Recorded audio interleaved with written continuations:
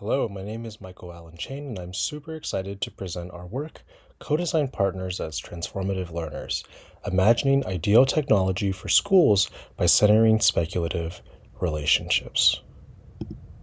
So what has been the role of emergent technology within schools today? When we look across how technologies have been proposed in the context of US K-12 context, what we typically see are technologies that operate within these logics of individualism and meritocracy in classrooms. When I talk about these logics of individualism and meritocracy, I'm talking about these really well-established practices within U.S. schools that, for instance, promote students individually on the basis of their performance on standardized testing outcomes, and then also holds back other students on that very same basis. And when we look into, for instance, one kind of emergent technology, artificial intelligence in education, we often see a lot of these tools, tutoring systems, automated grading and feedback, student profiling, all of which kind of fall within these established ways of doing things. Now, many of these proposed tools from AI in education or other technology in educational contexts, they come from computer science folks, they come from technologists.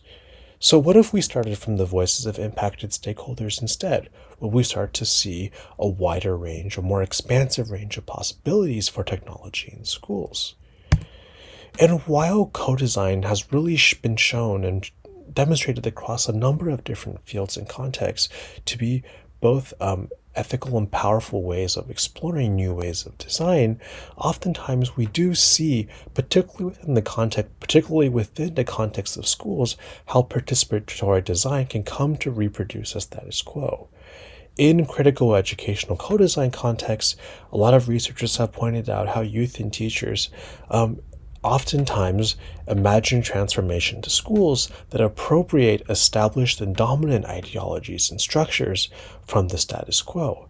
And part of our reason for engaging in this work, this group of authors, is that in our past experience running co-design workshops, we saw that youth frequently imagined AI possibilities that kept quote-unquote disruptive youth on track while collaborating. That's just one example of many different kinds of AI possibilities which really fall within these established ways of doing things within schools. So this brings us to the primary research question of this talk today. What are the co-design and pedagogical conditions that support historically minoritized youth in imagining equitable possibilities for schools and technology that go outside of the status quo? So our key insight in this talk is that we are going to start to view youth, our co-design partners, as transformative agents, as a way of thinking about how we build our co-design context. And the reason we start with this is that in the context of schools in particular, youth opportunities for agency tend to be very limited. And this can be because of policy, this can be because of existing hierarchies within schools. In any case, youth rarely have the opportunities to imagine new possibilities for schooling where they actually have agency and power. So we're going to argue that co-design schools must first forefront that in the context of co-designing schools, the co-design context must first forefront the development of youth's identities as a transformative agent. And we define transformative agency as, quote, the initiative and commitment to transform the context of an activity for personal, academic, life in the workforce, and or civic ends. So our co-design context, for our co-design approach, we want to first reimagine hierarchical relationships in schools and then surface technological outputs as a byproduct of a relational reimagination. And in order to support this, we draw from speculative design approaches, in particular this concept called a perceptual bridge.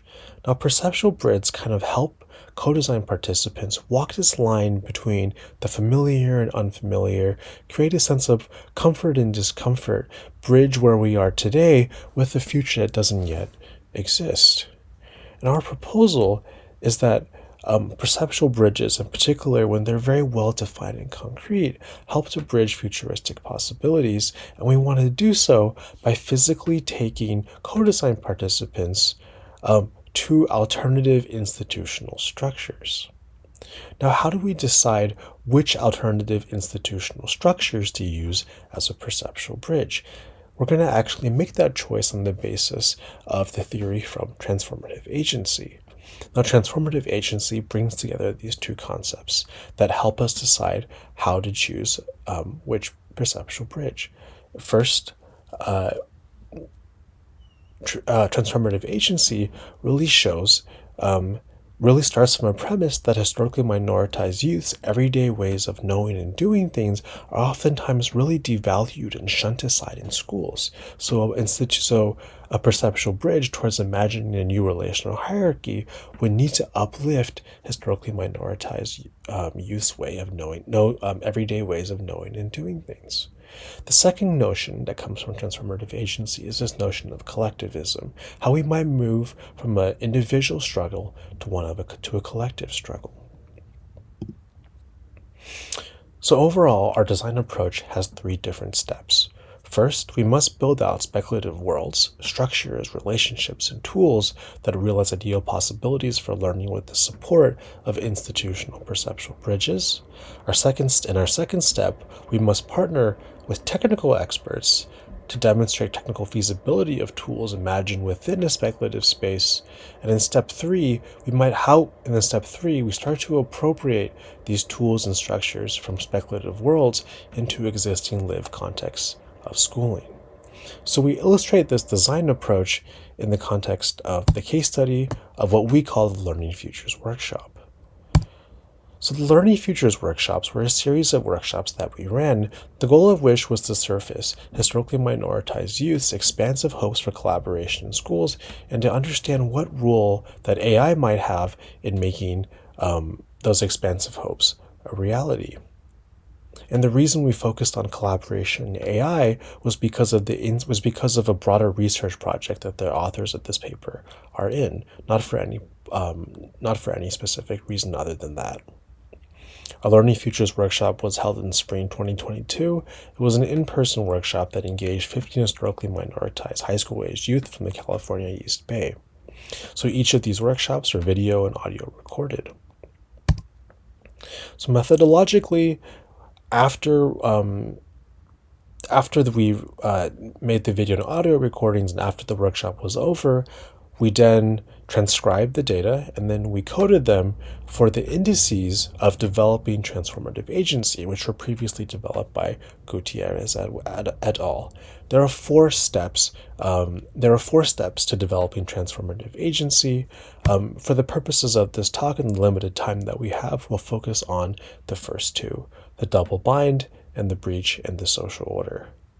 So for the first index, identifying a quote-unquote double bind, we identified moments where youth participants identified dilemmas in the construction of new worlds.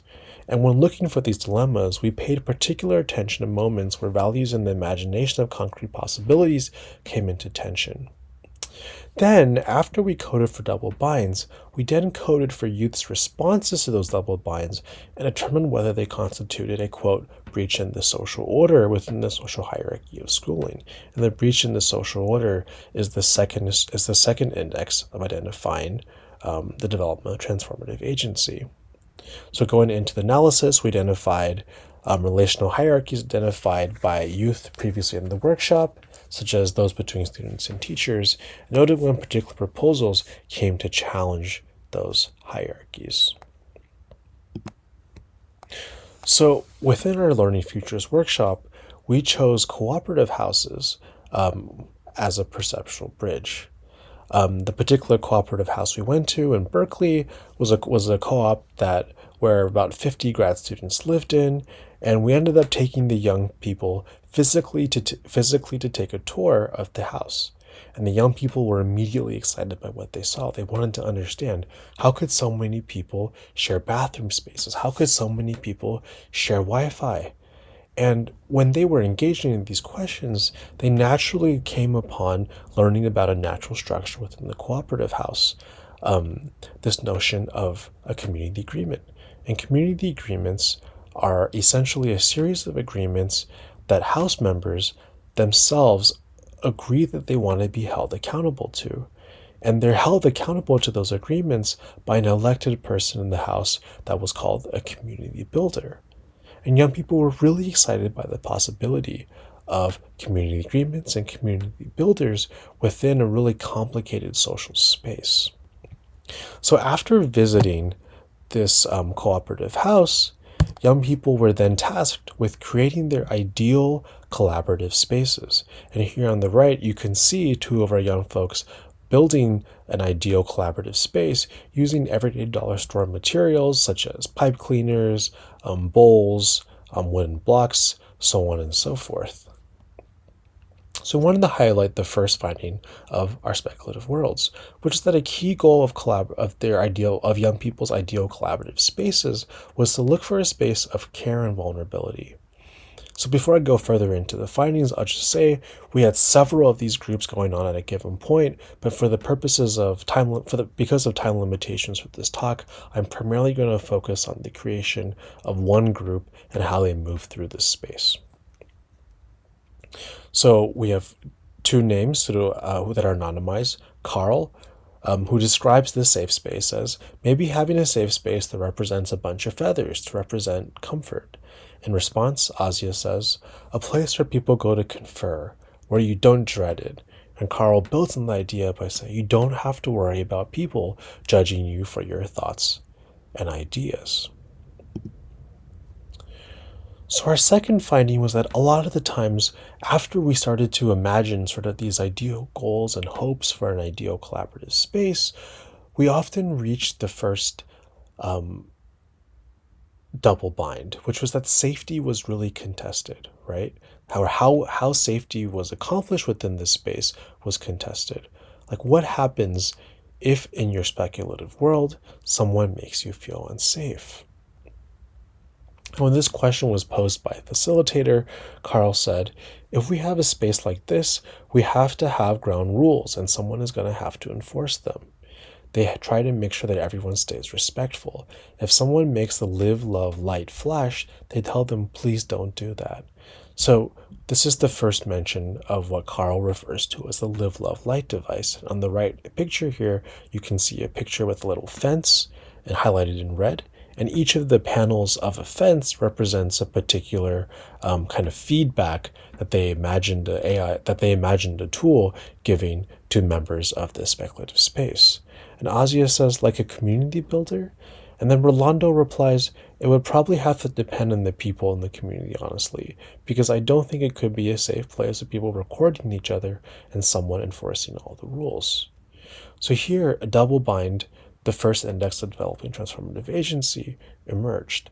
On one hand, youth worry that their goals of comfort and vulnerability would be disrupted by disrespectful youth. Thus, having rules and a rule enforcer would be necessary to hold on to their initial goals. On the other hand, as Rolando described from his own experience with his own communities, surveillance and enforcement created its own sense of danger. And within this double bind, well-established practices, for instance, what looks to be like a kind of policing practice, were brought in to this space. Additionally, we start to see the emergence of a terminology from the cooperative house that we previously visited together. And while Ashieda's initial remark confused the authority of the community builder, it demonstrated that the visit to the cooperative house remained salient within the speculative process. So then when we looked at what happened after that initial double bind, we then saw this breach of the social order. So as the facilitator says, we have this magic panel of lights that light up when someone says something that goes against the norms. How do you choose what each of these lights are? And Ashieda says, abiding by community rules that are stated by everybody. Sometimes you go into classrooms on the first day of schools and they set community rules. Everyone is contributing to the conversation. In response, Carl says, maybe for like specific situations, people could, before they could talk about something, they could set the norms for something that are outside of the preset ones. Like, please don't bring something I did a year ago, or don't make fun of my hair. So here we can really see how these ideas from before that came up in the cooperative house, these community agreements, these community builders, start to be appropriated into these speculative worlds and into this imagination of this magic panel of lights that is slowly being developed over the course of our workshop.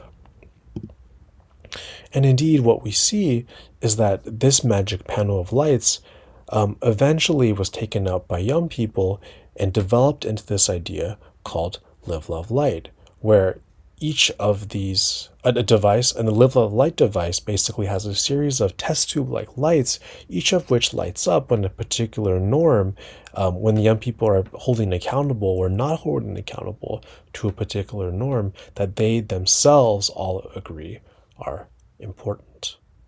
So following this discussion, we brought this tool back into the context of schools, youth-appropriated Live, Love, Light device in the context of schools, demonstrating the other two dimensions of becoming transformative agents. And for the purposes of time, we don't talk about this, but feel free to check out a paper to see what happened during that part of our workshop. So now, moving to discussion and conclusion. So at the first level, the main goal of our paper was on developing youth's identities as transformative agents, but oftentimes that might come at the cost of developing concrete technical objects as a result of our co-design space. And we recognize this as an inherent risk. By centering relational development, feasible technical objects may not emerge as a result of co-design. But our study provides evidence that expansive and concrete possibilities may yet be conceived, especially when we bring in the help of concrete perceptual bridges. And if you recall, we had the Live, Love, Light device that the young people proposed during our workshop. Our team, as part of the Institute for Student AI teaming, eventually built out the Live, Love, Light device into what we called the ISAT Community Builder. And in the ISAT Community Builder, what we essentially have is a series of community agreements that young people can opt into. And if they are holding accountable to those agreements, fine-tuned language models will recognize when those agreements are being held to, and this tree will blossom different flowers to indicate how well young people are holding accountable to their own community agreements. And you can learn more about this on our website, isat.ai. So additionally, we have methodological implications that we'd like to discuss during this talk. First of all, you might start to wonder, what if the local space that I'm operating in doesn't have a cooperative house or a collective space like the cooperative house that young people visited within our space? We wanted to within our co-design space. We wanted to emphasize that a cooperative house is merely one example of a perceptual bridge that might help young people develop perceptual agency. Designers should develop transformative agency. Designers should choose a perceptual bridge that addresses the key values, issues, or contexts under interrogation. So for instance, to imagine utopian worlds without racism, the perceptual bridge of some cooperative organization is still likely to be helpful, but creators of co-design spaces might instead physically bring participants to a cooperative organization where issues of racism and anti-blackness are more explicitly interrogated. And in the future, we might explore how perceptual bridges might be complementary to speculative toolkits created by researchers to imagine new anti-racist worlds. Additionally, we wanted to emphasize the importance of facilitation moves within the context of our co-design space. One of the key things that we noticed within our space was that many participants often raised expansive hopes and concerns, these seeds of new possibilities, but oftentimes they were simply dismissed and not really given time to be discussed because of feasibility concerns. So facilitators ought to become sensitized to those moments and then support participants in really making sense of what's happening there. So in conclusion, first, to support youth in reimagining schools, we argue that co-design contexts really need to forefront youth learning to become transformative agents, recognizing that this kind of relational imagination, this new way of relating to other people within schools may open up new technical objects outside of the status quo. And secondly, an intentional selection of a perceptual bridge guided by concepts from transformative agency grounds equitable hopes within concrete structures and practices. And in our case, this led to the development of a novel AI educational tool called the Community Builder, which is currently being deployed in schools. Thank you so much for your attention, and please feel free to reach out if you have any questions about this talk.